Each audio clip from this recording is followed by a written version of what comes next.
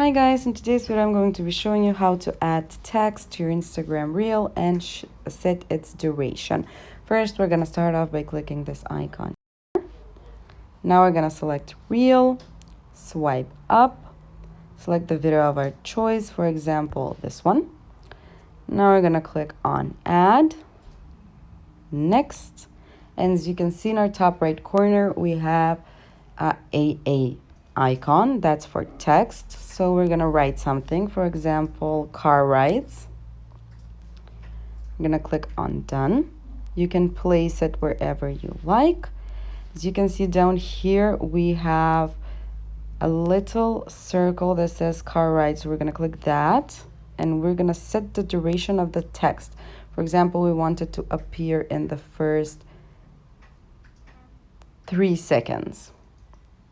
And then we want it to disappear. Now we're going to click on done. So you can see it disappeared.